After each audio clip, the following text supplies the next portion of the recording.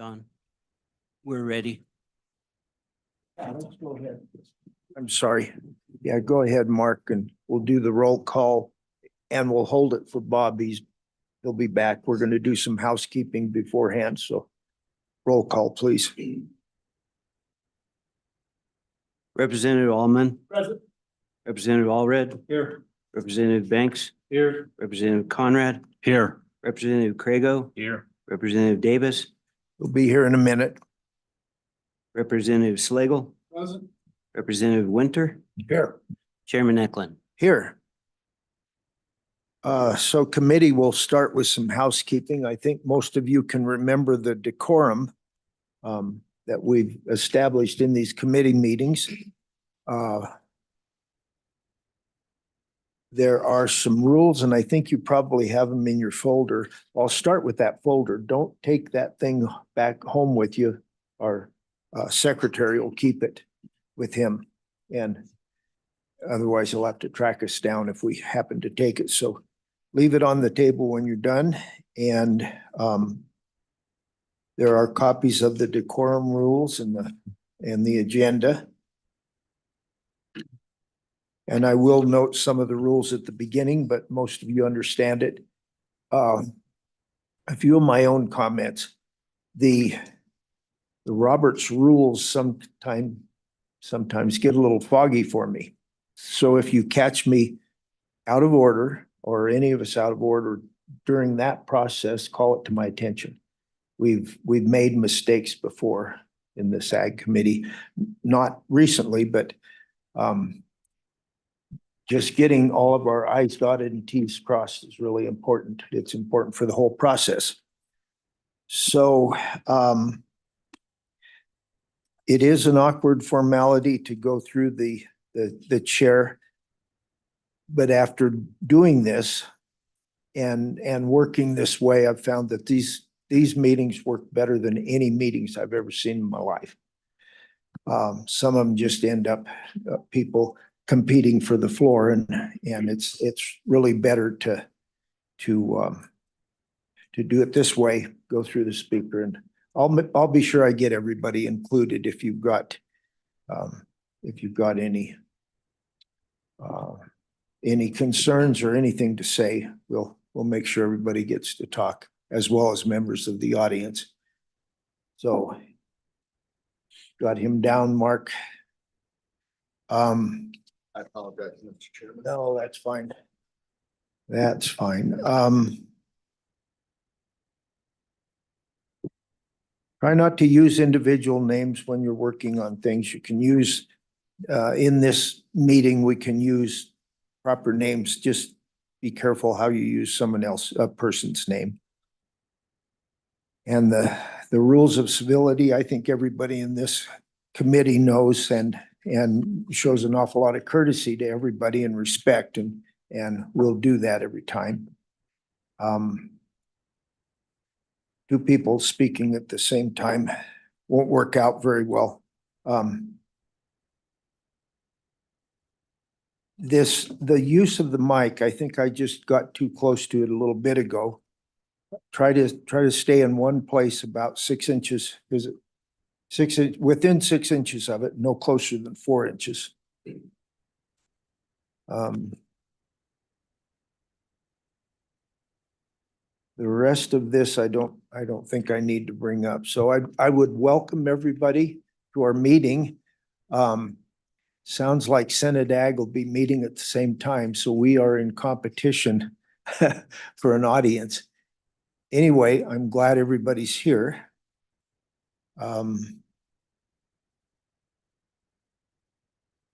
I believe we're ready to start working House Bill 10.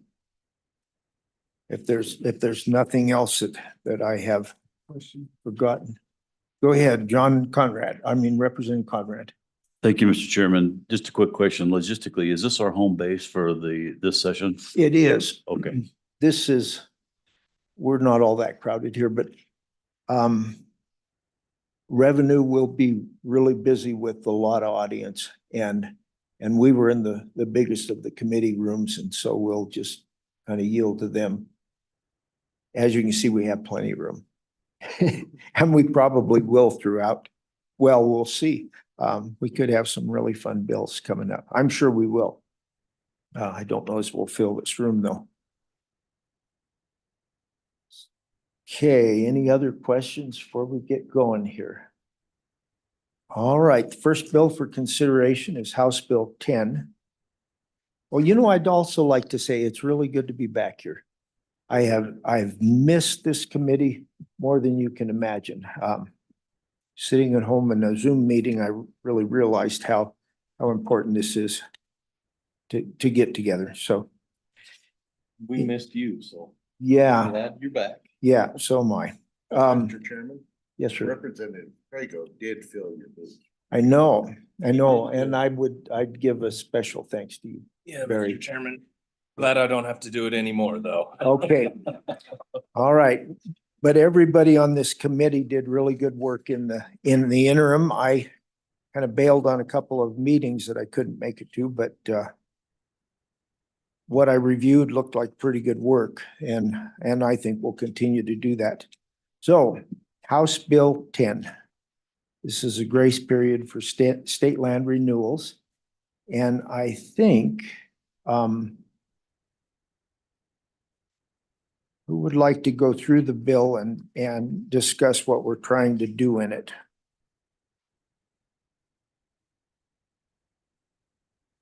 I'll just go ahead and do that.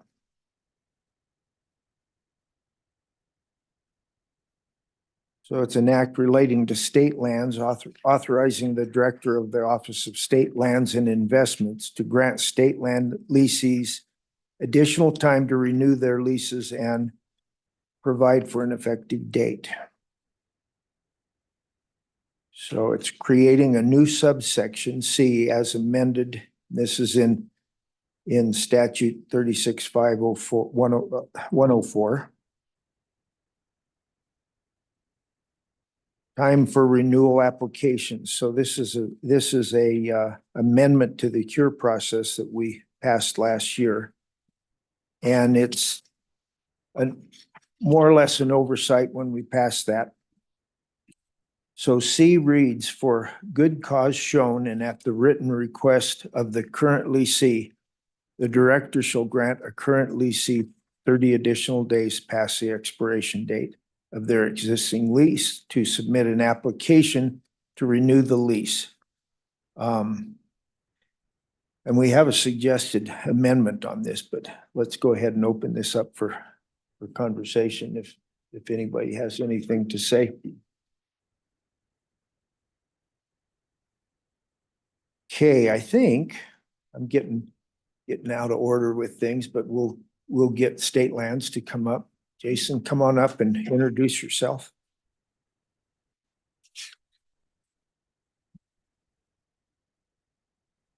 Thank you, Mr. Chairman.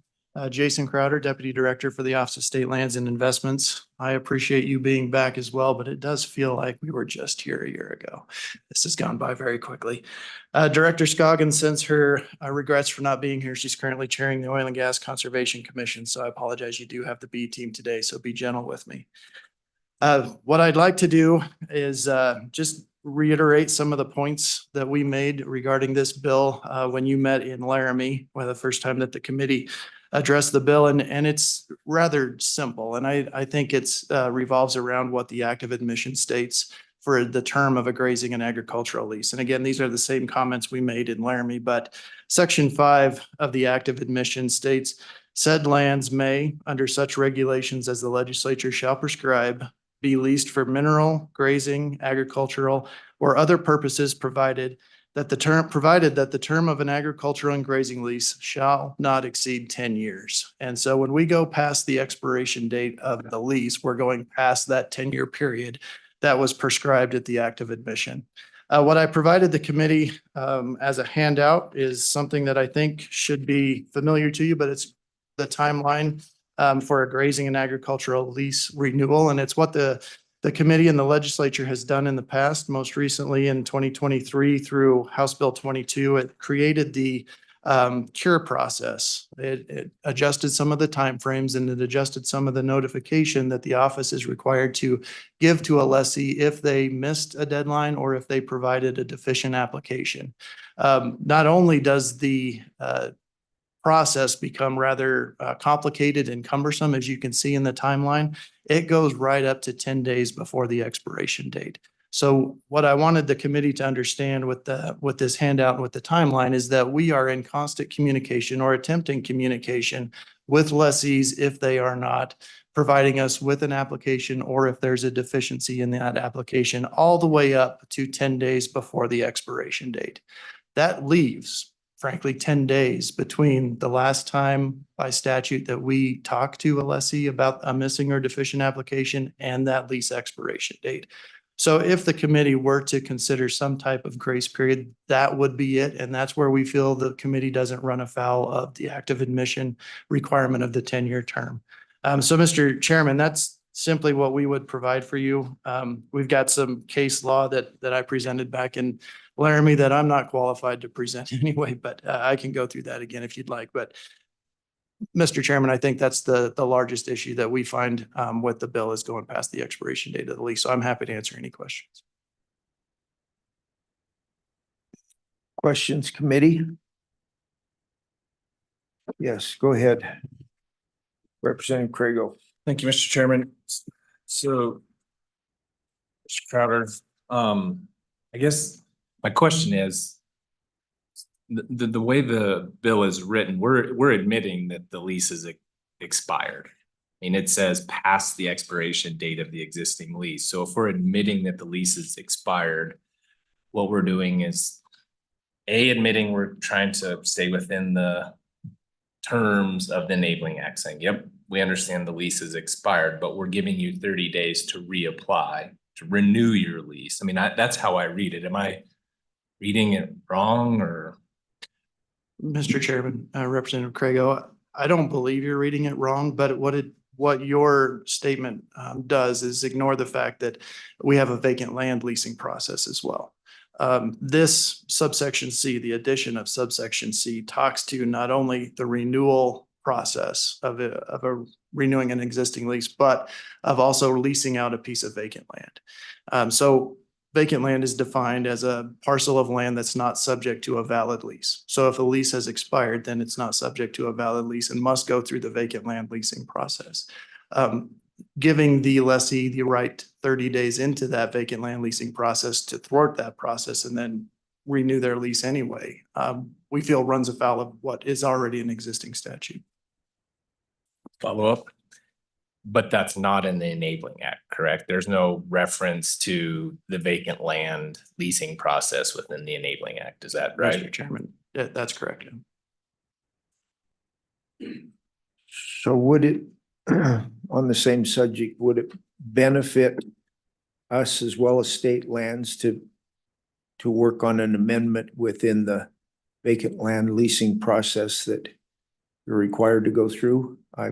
That's kind of a big ask right now, but I'm trying to figure out how we get past this if they're in conflict with one another. Mr. Chairman, we can work with the committee to try to find a solution with the vacant land leasing process. It really does seem to be a situation specific to the renewal process. And trying to keep the spirit of the expiration date alive, or the importance of the expiration date alive, and ensuring that all work regarding the renewal of the lease happens before that expiration date. One of the reasons that we feel that way or feel that that's important is because of the case law that is currently out there. And some of that case law states that a lessee cannot demand of the board how they lease it. The board has granted those grazing and agricultural rights to be done in a certain way with certain responsibilities and for a certain period of time. And if the lessee doesn't abide by the certain period of time component, then the board is not bound by that lessee to keep going after the expiration date. It's free to do what it wants with that lease. And by legislative directive, that's go through the vacant land leasing process if it desires to do so. Yes, Representative Davis. Director, would it be possible, just something as simple in the vacant land leasing, that they would have the right of first refusal or something like that in there? Could that satisfy what we're trying to attempt here? And Mr. Chairman, Representative Davis, that's a great point. Currently in the vacant land leasing process, those individuals that control adjoining lands to the state lease have a preference in that process. So if they do adjoin the lands that they leased before, they would have a preference and an ability to match bids that come in from other individuals.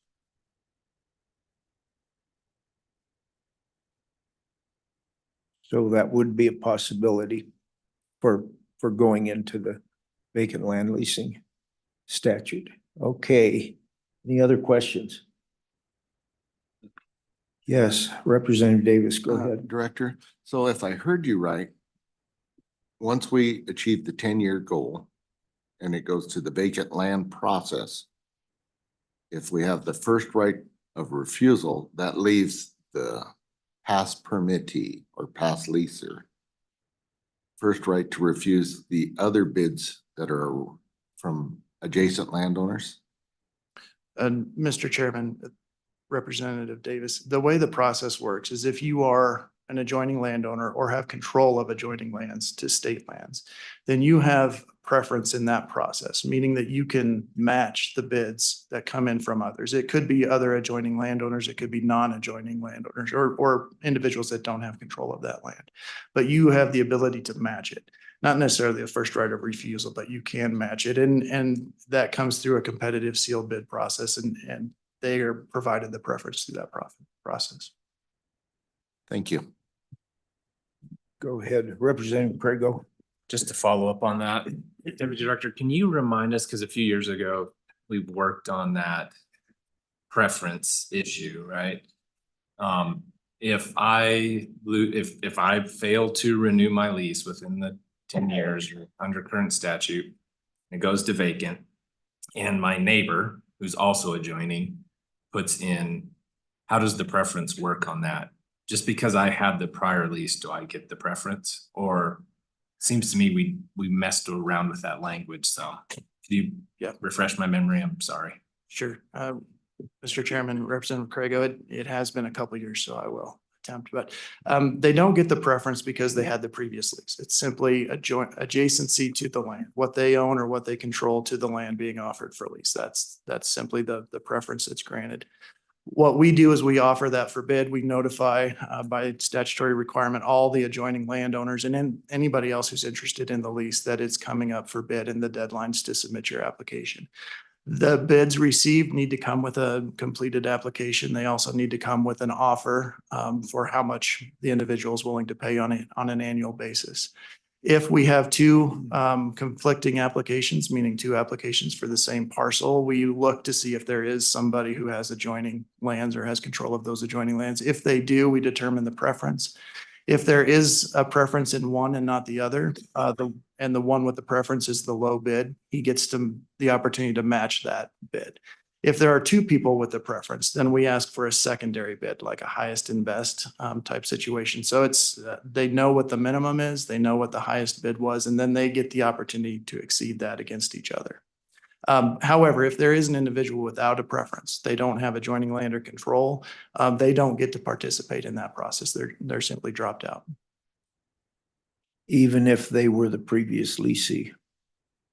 Mr. Chairman, that's correct. Yeah. Okay. So there is a possibility to correct the problem we're working on here of correcting that part of state land statutes, the lease renewal process on vacant lands to maybe give a preference to the previous leaseholder who lost the lease for whatever reason. Mr. Chairman, we certainly can work on that. There are situations where the previous lessee is not an individual we want to continue to do business with. And we had that conversation when we worked the bill in the past, is granting that person without some type of qualification by the director of the office that they should have that preference or not. Okay. Representative Davis. Mr. Chairman, it seems to me that the process is sitting there on the renewal right now, and that this is really just kind of clouding that up if we try and go forth with this and offer a preference there, because if I'm the leasee and I don't have the adjoining ground or first right there, but I've just lost that lease, I would not qualify if there's an adjoining one because I would fall off the criteria. Is that correct? Mr. Chairman, that's correct. And I think it's important to note, this cure process was put in place last July. We are just now going through the renewal process in grazing leases. As I've mentioned to the committee in the past, that happens in January, February, and March of each year. So it's happening right now. Right now, we're employing this process for the first time. And right now, we don't have anybody who hasn't responded to the ability or hasn't submitted their application. We've had some that have been late. We've had some that have been deficient, but nobody has simply not responded to date. And we don't anticipate that going forward through the month of March. But in the future, that could happen. Mr. Chairman, it's possible, yes. That's really good news to know that the cure process, well, you haven't had to use it necessarily. You're still on the old rules. No, Mr. Chairman, we are on the new rules. The Board of Okay. Land Commissioners passed it to be conforming to what the legislature did. We've had to employ it a couple times. We've reached Okay. out and said, we're missing a deadline or we're missing a box check, something to that effect. So it has been used and nobody has been subject to losing their lease because of it. Okay. Yes, Representative Schlegel. One question I have, looking at this spreadsheet you gave us, it says on 0 days, anniversary date, lease expiration, and then down in red says issue annual rental late notice, 30 days notice, 10% late fee. So that's basically kind of the same thing we're talking about in this bill, isn't it? Because at that point in time, you're saying their lease is late and they've got 30 days, and if they pick it up, it'll just cost them 10% more to renew, right? Mr. Chairman, Representative Slagle, we're blending two concepts, I think. One is the lease renewal. So the lease is for a 10-year term and the renewal of that lease only happens once every 10 years. Right. However, payments are due every year on the anniversary date. So if you miss your payment, you haven't missed the opportunity to continue to lease. The lease still remains in place and in good standing until that 10-year term renewal process. Okay, so follow up.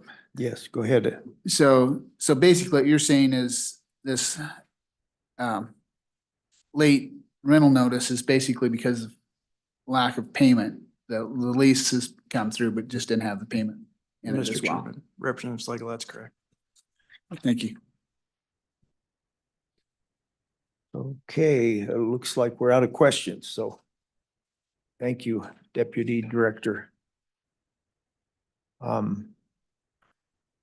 Is there any other testimony on this bill before we start working it?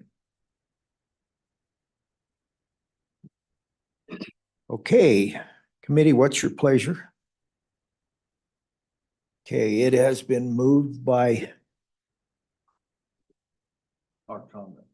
Conrad and seconded by Representative Craigo. So we have some amendment suggestions. So I don't know how you want to work those in. We've kind of gone over the bill a bit. Go ahead, Vice Chairman. Mr. Chairman, I'm not going to bring that amendment right now because I think the language needs a little bit of work, and I'll get with LSO, and if we pass it out of committee, I'll do it on the floor. I'll just bring the committee of the whole amendment and I'll talk to the deputy director because Representative Slagle brought up a good point. It doesn't say exactly what we want it to say. And so I think we just need to, coordinate with the department and the office, and, I'll bring an amendment on the floor, but that as written is not what we want to do. Okay, thank you. That reminds me of one of the housekeeping things that I should have mentioned at the beginning. Anybody who has an idea of an amendment, either from the public or agencies or the committee, it would be beneficial to the committee to have it printed out, passed around, just like this one. We wouldn't be had enough discussion ahead of time to know that it isn't quite what we wanted. So anyway, that would be a good idea for the public. The other part that I didn't mention, I'm terrible about housekeeping, but if you know of anybody, or if there's anybody on the air that would like to do a virtual testimony, then, and I forgot to even ask about virtual testimony, but if you want to do it, you need to do it, I believe, an hour ahead of time. Get your spot in line an hour ahead of time. Then it closes an hour ahead of the meeting. So if you're wanting to testify virtually, that's the process you have to go through. And we didn't have anyone online, right? I think you'd have called it to my attention, but a bit rusty, shaking off the dust here. So committee, let's go ahead and if there's any discussion on the bill. We've had a little bit about that possible amendment. And I would urge everybody to keep in the back of your minds the possibility, more than likely, for an interim discussion on the vacant land leasing. Maybe alterations for that would comply with what we're trying to do here, or bring them together so it makes a little better sense. Go ahead, Representative Craigo. Thank you, Mr. Chairman. I think, obviously this particular bill is drafted for our current ag lessees. I mean, that's really what it's aimed at. I think there was a feeling that it was the last step into the cure process. I know stock growers had testified in favor of this idea over the interim. The whole idea was, hey, and we've had some of these circumstances, and I think the deputy director could confirm this, where somebody dies or the renewal's literally sitting on their table at home. The family comes in, they find it at the last minute, and they can't meet the 30-day. They can't meet the renewal timeline. And what we were trying to do with the bill was say, okay, in that circumstance, you would have an additional cure period of 30 days past the expiration to submit the application. I understand the deputy director's hesitancy, based on the, active admission and how all that language plays out. I don't think that affects how we decide whether we can give it a cure or not. I mean, I think the idea is keep as many of these leases in agricultural production and with the longstanding lessees of that ag land as long as possible. That was the intent when we worked at this summer in this interim. I actually don't think, I wouldn't be in favor of going back in and looking at the vacant land stuff, because that was a heavy lift the last time we did it. We spent a lot of time working with the governor's office and Mr. Crowder right here on trying to get that language to where it was workable. And we had a lot of discussion regarding that very issue of preference, and we got it kind of to a spot where everybody could live with it. And it took a lot. Yeah. And so I'm not sure I'd be in favor of opening that back up and digging that can of worms out again. But I think this does what, it's a simple way. I understand the office may not like it. But as he just said, no one has missed this particular go around. No one has missed it. I think it's going to apply in some very extenuating circumstances because of all the stuff we've done, all these extra burdens actually we've put on the office, all these notifications. I think it's only going to be in the very rare circumstance where it even comes into play. But if there's one more chance to keep it in longstanding lessees and with the families who need those state leases, I'm in favor of that. And we can have that discussion and continue to work the bill. I do think the point of the amendment I was going to bring was there should be a deadline by which you have to apply or notify. And I almost, I understand you may not be able to get your application because I do these. We have state leases where we are, and the applications are not, you're not going to sit down and do one in 10 minutes. There's some time period. So even if we said within 5 days of the expiration of the lease, you have to notify state lands that you're gonna be filing an application before the 30 days. And I wouldn't even mind changing the 30 days to 15 days or some shorter time period. I just know once we have to put something in there so state lands knows when the time is actually up and they can actually start the vacant land process. But if we can give that extra 30 days of cure period, I'm in favor of. And so I'll be voting for the bill, moving it forward, but I do think we need to probably come up with some time period within that extra 30 days by which they have to notify the director of their intent to actually file. So they know it's not just going vacant.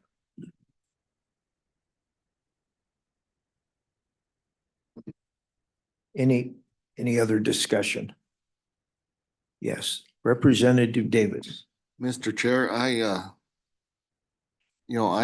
not really, it seems to me like we're trying to put the horse back behind the cart with this. The process is very well laid out, very well thought out as you put forward, and to add another grace period on top of what is already existing. The past leasee does have the ability within that 30-day period to meet those other bids. And I believe we're charged to get the best we can out of this. And, as far as revenue.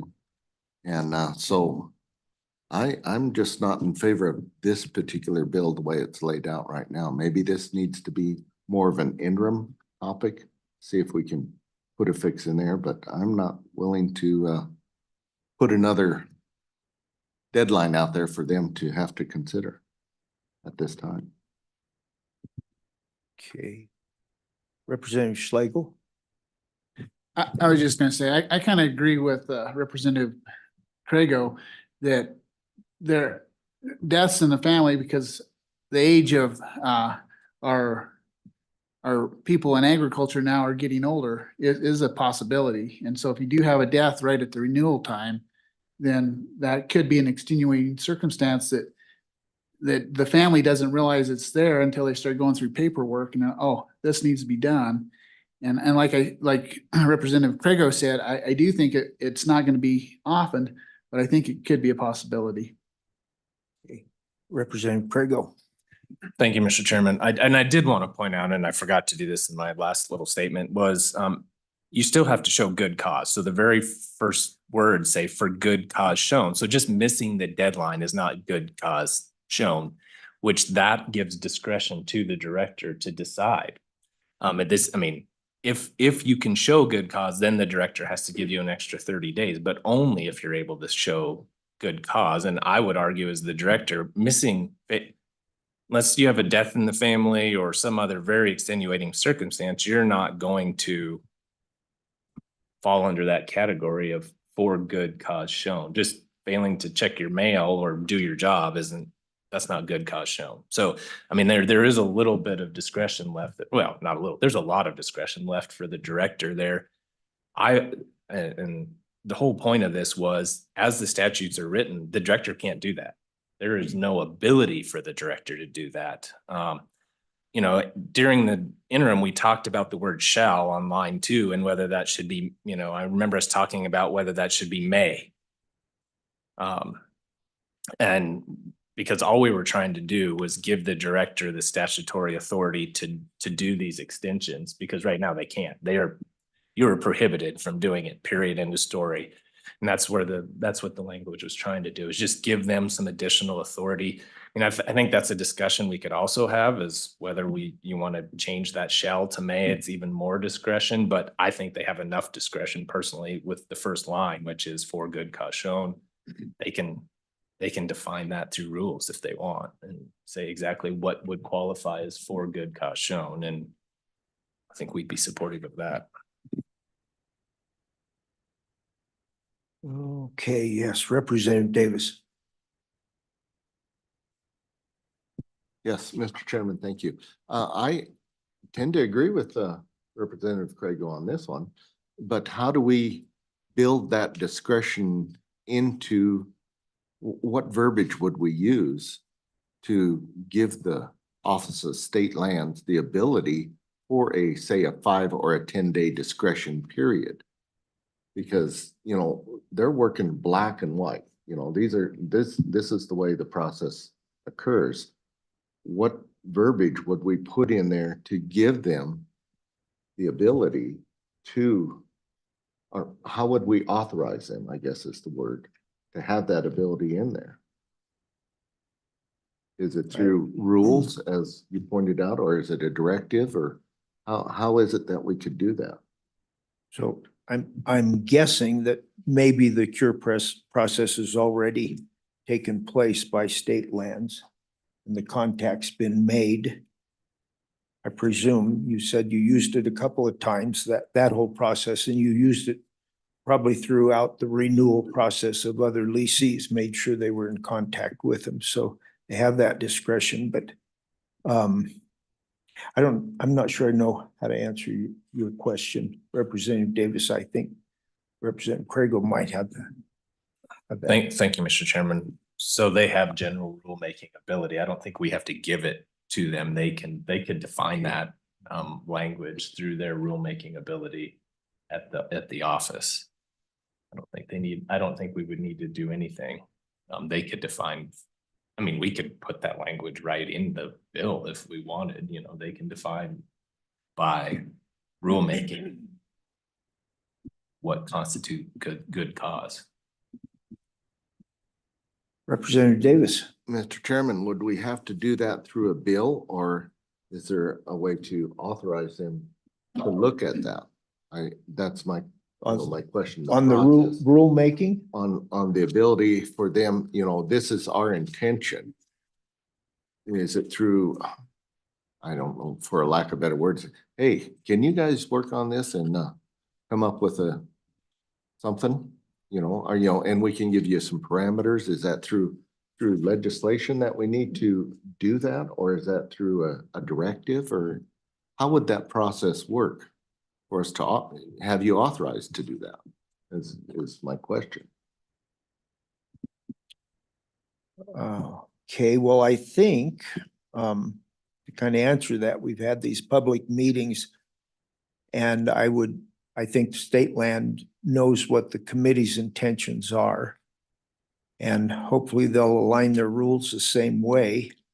And they are allowed to establish rules. That's by law, they can do that. Also by law, so everybody understands it.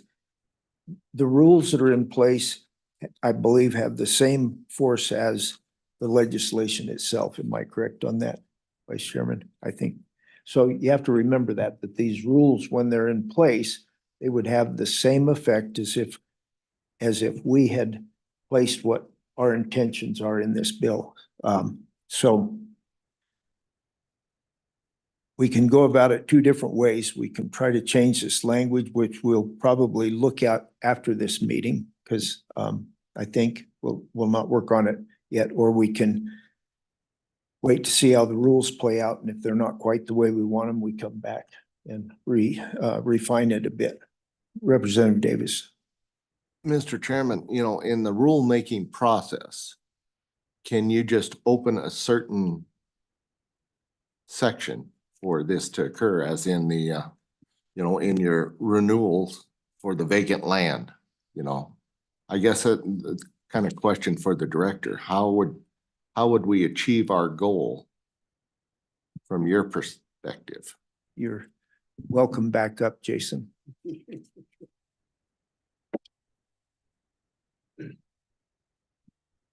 Thank you, Mr. Chairman. It's a good question. If this bill were to pass, we would have to open our rules anyway to incorporate it. The rules being opened are chapter by chapter, so the whole agricultural and grazing chapter would be open at once. But we would specifically point to the changes that the bill requires us to change, and any clarifying statements we need to in our statement of principal reasons for why we're changing our rules. Within there, the whole rulemaking process is a public one as well. So if we were to define good cause shown, and we did it based on our interpretation of legislative intent, and that doesn't meet legislative intent, anybody, including yourselves, can come and tell us that it needs to be changed, and we can do that. through the regular rulemaking process. All right, so there's another option there. Any further discussion? Thank you, Deputy Director. I believe we're ready to vote then. I think unless we have anybody that we've left out, some people have come in since, but that's a little out of process, but okay. I think we're ready to vote. Mark, go ahead with roll. Representative Alderman, Aye. Representative Allred. Aye. Representative Banks, Aye. Representative Conrad, Aye. Representative Crego, Aye. Representative Davis, Aye. Representative Slagle, Aye. Representative Winter, Aye. Chairman Eklund. Aye. Okay, Ayes are 9, noes are 0. The bill passes. thank you. Well, I've lost my bill number 11. So the next bill for our consideration is House Bill 11. And wait a second.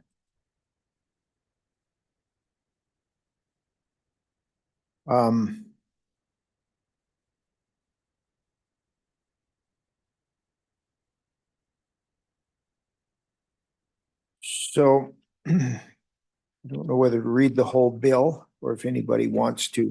I can handle it. Okay. Representative Craigo, why don't you go ahead? This is a fairly simple change, but possibly a substantial one if we're back here doing it. So go ahead. Thank you, Mr. Chairman. So there's two provisions to this bill. The most important, in my opinion, is at the top of page 2. Creates the postmark rule so that your application is considered filed with the postmark date. It essentially aligns the application, the renewal application process, or actually any application process at State Lands with how we do it in other parts of state government. And so once your application is dropped in the mail, it's considered submitted. And that's the postmark date is what constitutes the actual filing date. And then the bottom part was something I believe the office was sort of asking for, and just broadly defining payment instead of limiting it to the language that was already in the statute, which was certified check, bank draft, cashier's check, money orders, cash or personal check. And this allows them to take electronic payments now. So they can set up a system within the office to take electronic payments as well. So those are the two main portions of the bill, pretty simple and straightforward. Thank you. So I think we'll have State Lands come up again. Deputy Director Crowder, go ahead when you're ready. Thank you, Mr. Chairman. I don't know that we have much more to add than what Representative Craigo described the bill as. The postmark date is a good change. It does seem to conform with other places in statute, and we've had that struggle. We have always historically required that the application and payment be in the office by the due date, and sometimes that gets hampered by mail or weather or closed roads or what have you. So the postmark date is something we certainly can employ and will utilize going forward if the bill's passed. The second portion, as Representative Craigo stated, is an expansion or a relief on the type of payments that the office can accept for grazing lease renewals. This is the only place in our statutes that it is this prescriptive, where it calls out each specific type of payment. As the representative mentioned, we are opening the door and creating software and processes for electronic payments, and that's not stated in this very prescriptive set of ways to pay. So that will open that up. We did ask for this to be able to be more accommodating to our lessees so that they can pay online. However, the way the draft bill came out of the interim committee, it goes a little bit further than what we asked for. It strikes on page 2, line 18, the words acceptable to the director. And as the committee recalls back in Laramie during the interim, we did talk about other forms of payment that are not typically accepted by the state, gold or some other precious metal, possibly livestock. who knows? But we are not capable of accepting those types of payments as the state of Wyoming. And so the director does maintain some ability to say, no, we can't accept those. We can only accept cash, check, or credit card or something like that. So if the committee would be accommodating to put that back in there so that we can put a stopgap in those other types of payments and allow the state to be prepared to accept them and not just the office, that possibly could be a good thing. But again, Mr. Chairman, this does open the door to increased accessibility for our lessees to make payments and to submit their applications on time. And we feel like it's a good advancement in how grazing leases are currently being managed, and I'm happy to answer any questions. Okay, yes, it wouldn't be good if we dumped our sorriest cows out at the Hirschler building, I'm sure. That's what you'd get for payment, not our best cows either. So, any questions for the director while he's here? Okay, go ahead. Thank you, Mr. Chairman. Deputy Director, back to the whole rulemaking, do you think this language is broad enough by just using the word payment that you at the office, you and the director can determine what payment is acceptable to you and declare that by rule or not? I'm a little worried about opening back up that can. And so I guess my question is, do we need to include that language in this bill? Or, and if you need it, we're supportive of that, but if you also could just figure that out by rule, then maybe we don't need to. That's my question. Mr. Chairman, Representative Crego, that's a great question. I think that we can employ some common sense and accept the payments that the state of Wyoming can accept and understand all of the issues with the separate types of payments that are not customary, valuation at the time of receipt, things of that nature. I think the place where we have pause is during the committee meeting, during the interim, there was a statement made that if we don't put it in there, that you can't accept those payments and you will accept those payments. That's the direction of the legislature to the agencies or to the executive branch. And so if that's the intent of the legislature, we would like the ability for the state to be prepared to accept those payments. If it's not, and we can employ our common sense and say, the sorriest cows are just not valuable enough or something that we can take, then we're happy to do that as well. Okay, committee. Other questions? All right. Thank you, Jason. Is there other testimony on this bill before us? No one online? Okay. Committee, what's your pleasure? Move the bill. Been moved by Representative Banks, seconded by Representative Slagle. I'm open to discussion and suggestions on this amendment we have before us. Oh, Representative Conrad. Thank you, Mr. Chairman. At the appropriate time, I'd like to introduce an amendment to the current bill in front of us. Okay. Are you ready? I'm ready. On page 2, line 18, unstrike, for lack of a better word, unstrike, acceptable to the director, or more importantly said differently, restore that language that states acceptable to the director. And put the word payment in front of that. Sure. Okay, all right. Does everybody understand that? Second. Okay, been moved by Conrad and seconded by Crego. Mr. Secretary, do you kind of have down what we're doing there? Okay. Go ahead. Yeah, go ahead and read it back to us. Yeah, Mr. Chairman, you would like to put back in, or what is proposed is to put payment right after or right before acceptable. So it would read from line 16, and payment acceptable to the director for. Okay, That is correct. all right. Any discussion on the amendment committee? Yes, Representative Davis. Mr. Chairman and Conrad. Would you accept a friendly amendment that could read in line with the, payment recognized in line with, or something? Payment should be in line and acceptable payment recognized by the state of Wyoming in there? There's some form of verbiage in there. I'd have to rework that again. Now you got me all frustrated.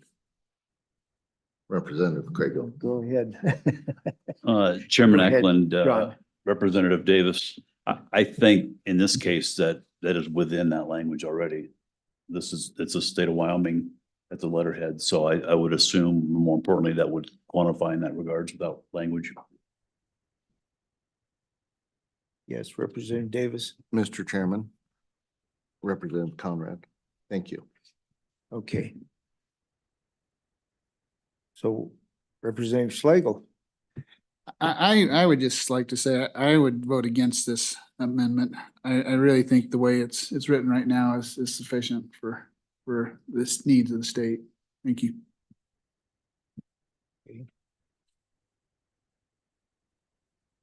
Any further discussion? Okay, we're voting on the amendment. Does everybody understand what we're doing in the amendment? All those in favor say aye. Aye.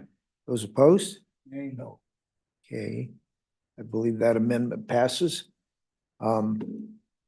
Any further amendments? Okay, we're ready to vote on the bill. Go ahead, Mark.